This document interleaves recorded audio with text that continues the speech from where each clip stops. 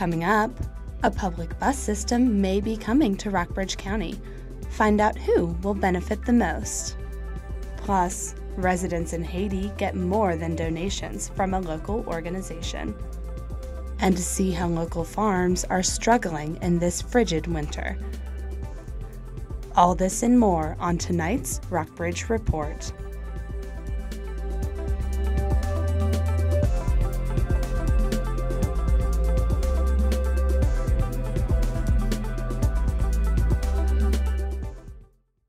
Hello, and welcome to this week's edition of the Rockbridge Report. I'm Catherine Carlock. Lexington and Rockbridge County law enforcement officials are investigating drug trade in and around the city, and a former Washington Lee student faces a felony drug charge. Last Saturday, 2 search warrants were executed. One was at an apartment on Jefferson Street in the city, and the other at an off-campus house on Winding Way. After the first search, Peter Joseph Martinez, who was enrolled at W&L earlier this term, was charged with possession with intent to distribute controlled substances. According to court records, Martinez's arrest was the result of an 18-month-long investigation. Court documents say police have audio and video evidence of an informant buying drugs at the apartment. Also, according to the documents, police seized 19 baggies containing white powder and a baggie with a green plant material. They seized a scale and smoking devices, a laptop computer, and a USB flash drive. The police have their hands more than full because the city is also searching for a new chief. City Manager John Elistad says Lexington may have a new police chief by March. He has narrowed the pool of applications from 49 to 11, and a panel of community members plans to interview the top 6 beginning next week. Elistad is working with the Virginia Association of Chiefs of Police to determine the 6 that will be put before the panel for interviews. And he's got to be a good leader. I'm not looking for someone who is a heavy-handed leader, but someone who works through consensus and has the ability to work with people. Elistad said Lexington needs a chief who will maintain good relations with residents and not make too many changes in the police department. He and the panel are paying extra attention to applicants who have experience in college communities. Reckless driving on Interstate 81 continues to threaten the safety of those who drive on this overcrowded highway. Law enforcement officials say this problem is common in Rockbridge County, particularly on I-81, where traffic volume is high and continues to escalate. In 2009, police charged more than 2,000 people with reckless driving on I-81 in Rockbridge and Botetourt counties.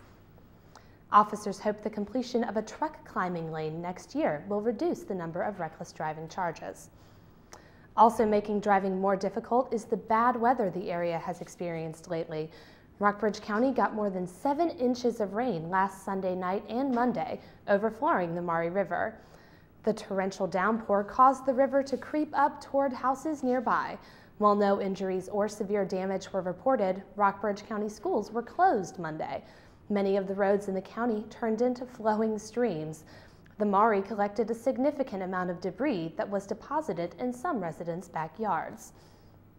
Jobs and programs in public safety, education, and other public services are threatened by proposed cuts in state funding. The budget is still under review in the General Assembly, but local officials are prepared for the worst. The proposed cuts would eliminate about 6 employees from the Rockbridge County Sheriff's Department and 8.5 jobs from the Lexington school system. County schools also may face a $1 million reduction, affecting everything from staff to technology and public services. While the budget cuts might eliminate jobs, a new proposal could create something just as important for the area. Rockbridge County responds to Washington Lee's poverty study, published in the spring of 2009.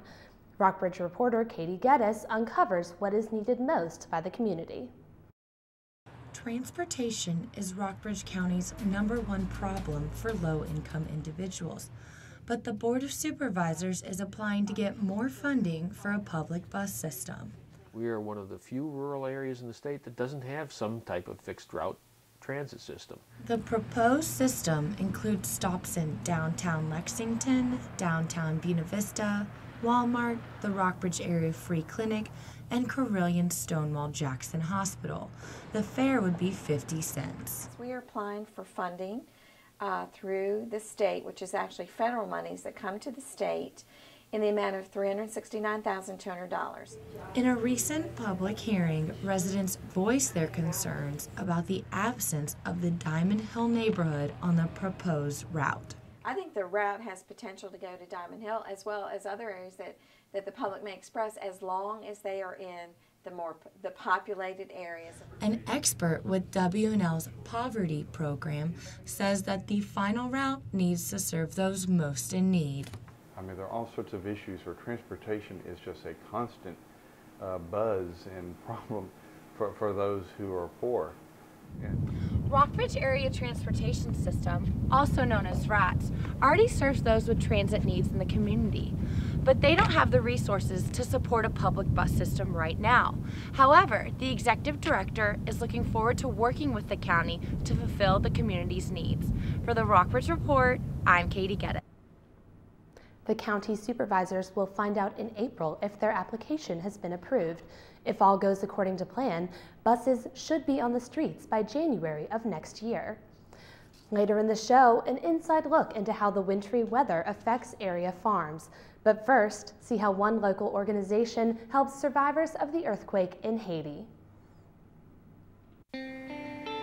I wouldn't have been at this ceremony if I hadn't been at this ceremony first. Unfortunately, nearly 30% of U.S. high school students aren't making it to graduation. And every one of us, every parent, every friend, and neighbor, has the responsibility to provide the support and encouragement they need to make it through. Because we all need to see a lot more of these pictures.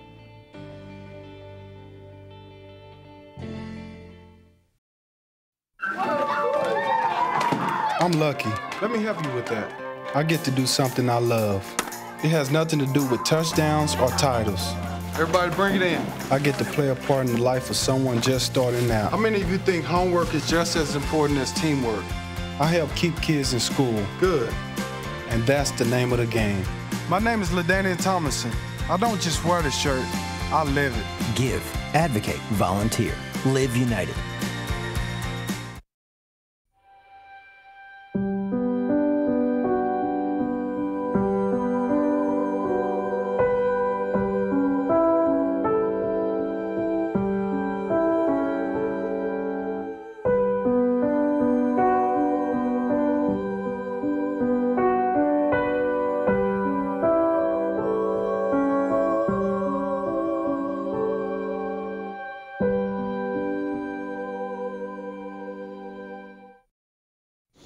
I really want to show you something. 1, 2, ready, go. L-O-V-E. It's a mystery. All is love. Is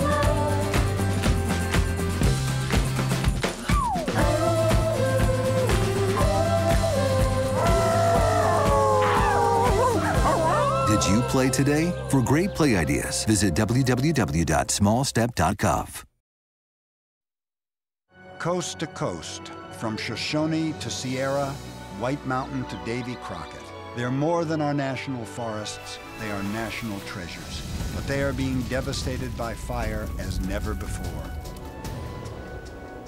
The Arbor Day Foundation asks for your help in replanting our national forests to help restore their life-giving benefits and awe-inspiring splendor. Visit arborday.org. See what we're doing. See how you can help. President Obama focused on jobs and unity in Congress during his first State of the Union address last night. The president said the country faces more than a deficit of dollars, citing what he called a deficit of trust in the government. Recently elected Virginia Governor Bob McDonnell followed with the Republican response. And that we reconsider and restore the proper limited role of government at every level. McDonnell blamed Democratic policies for the deficit, calling the current federal debt level unsustainable. On the international front, residents of Rockbridge County get involved to help the earthquake victims of Haiti. Businesses and organizations all over town are making donations to aid those trying to survive the aftermath. But one local medical organization is helping in a way that money cannot. Rockbridge reporter Caroline Helms has the story. The Rockbridge Haiti Medical Alliance, spearheaded by Dr. Walter Kershel, has been offering medical assistance and supplies to Haiti since early 2009. Prior to the earthquake, the organization was actively involved in delivering supplies and training medical staff in Haiti. Most of their medical assistance goes to Font-Pierre, which is approximately 40 miles northeast of Port-au-Prince. Although Font-Pierre was not affected by the earthquake, getting there amidst all the destruction is not easy. So back here in Lexington, Dr. Kershel and his medical team are working with a nurse in Font-Pierre who sends them images via the internet to him and his staff for medical consultation. We can communicate with Eileen through the internet, helping her to bandage wounds, clean wounds, treat infection. We have antibiotics in the area. Kershel and his team originally set up the nurses station to offer medical assistance to the people of Font-Pierre, but it is now also aiding refugees of the earthquake that are flooding the city. We don't want to go in there just as the knights in shining armor and, take care of folks and then leave. We want to have an ongoing presence, and I think this is a way that we can do it. Dr. Kershel hopes to return to Haiti in November and knows there will still be plenty of work waiting for him and his team. He hopes to arrange a trip where students from Washington and Lee and VMI can help aid in their mission. For the Rockbridge Report, I'm Caroline Helms. Dr. Kershel is still in need of doctors and medically trained officials, as well as volunteers for his November mission to Haiti. To get involved, he can be reached by email at wkershel@augustahealth.com. Later in the show, get a sneak peek at some local talent. But first, we're bringing you some of the Rockbridge area farms to show how they're affected by the cold weather. Hey! Ready to go? Yeah, but the fire's not out. Close enough. Huh. Close enough? If it's too hot to touch, it's too hot to leave. I mean, the next thing you know, you've torched our whole neighborhood. Which is why we're not going anywhere? Exactly. 9 out of 10 wildfires are caused by humans. Only you can prevent wildfires. Es un gran día para los deportes. Vaya festín de jugadas que tenemos. Mucha acción, David, por eso nos vamos directamente a la pelota. Es el duelo padre-hijo en el jardín. Batazo al jardín derecho, ¡no! ¡Y se cayó! Se cayó, pero bueno, ahí va. Nos vamos ahora al básquet, 2 contra 1. Y la clava. Solita, la clavó. Y ahora el fútbol. Ahí está papá, que la pase. Solo. Lo va a definir, golazo. Estas son escenas que no se repiten. Las mejores jugadas suceden en casa. Tómate el tiempo para ser un buen papá. It's a great day, isn't it? Yeah. Too bad your boat's gonna sink at 11:05.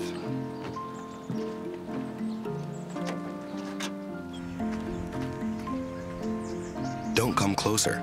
I have rabies. Don't you wish there were warnings to protect you from life's risks? With diabetes, there is one. It's called A1C, a simple blood test that helps measure your risk of serious complications. Learn more at diabetesaA1c.org.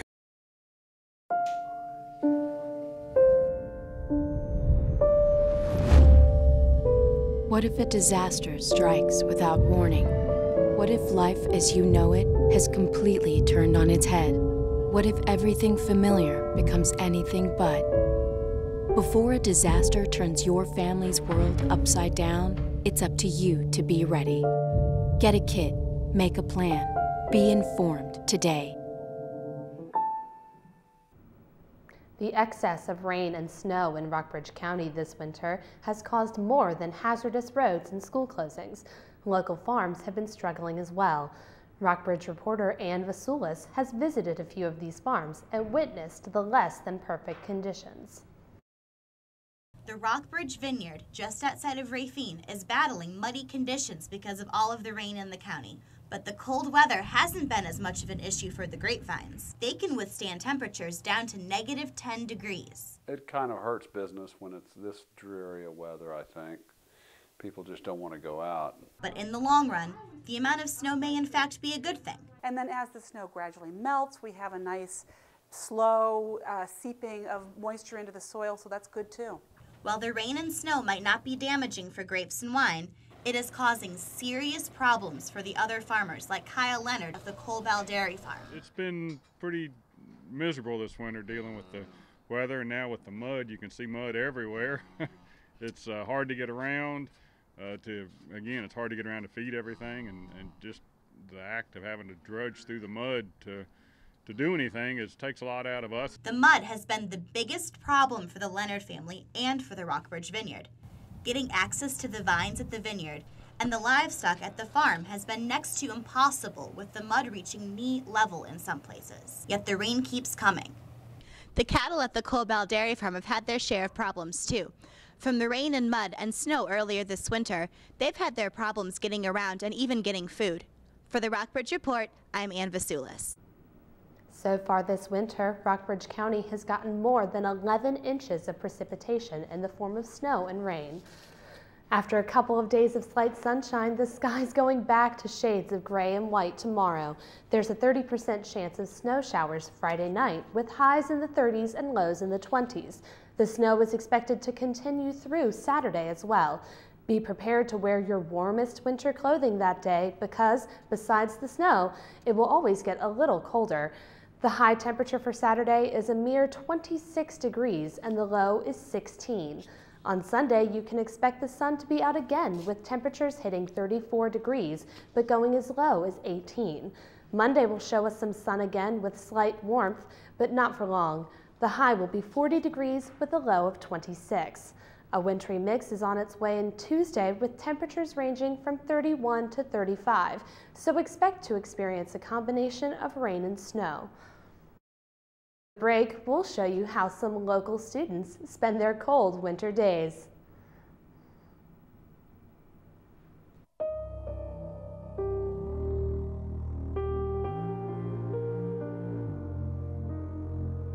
The hurricane has passed, but the recovery won't be complete until all the water has receded. If you're having trouble coping, Trained in Caring Help is waiting. Hello, Grover, what are you doing? Oh, I am making my emergency kit. I want to be prepared just in case. Oh, my friend Mia made a kit with her family. Everyone help! They packed flashlights and batteries, water, food, a radio, and put it where they could find it rapidamente, quickly. I guess I should take my canoe out of there, huh? Look, Grover. Help your family get ready for an emergency. Learn more at ready.gov/sesame. Hello there. It is your old pal Grover. Meet my new friends. Madison, Isaac, Alexa, Romeo, Amanda. They have last names too. Vigo, Che, Lopez, Rodriguez, Warner. Everybody has a first and last name, even mommies and daddies. Do you know yours? Do you know your mommies and daddies? If you do not, go find out. Know your whole name so grown-ups can help you in an emergency. Learn more at ready.gov/sesame. Students at Waddell Elementary School are throwing on their cowboy boots and overalls to put on a show. More than 20 students will be performing Oklahoma this weekend at Waddell's Gymnasium. The production was coordinated by drama teacher Aaron Allen and music teacher Angie Rader. Tickets are no longer available. Well, that's all we have for you tonight. Thanks for watching. Be sure to check out our website at rockbridgereport.wlu.edu. Stay tuned for the on-record portion of the Rockbridge Report. It's an interview with NPR's international correspondent, Jackie Northam. I'm Catherine Carlock. Have a good evening.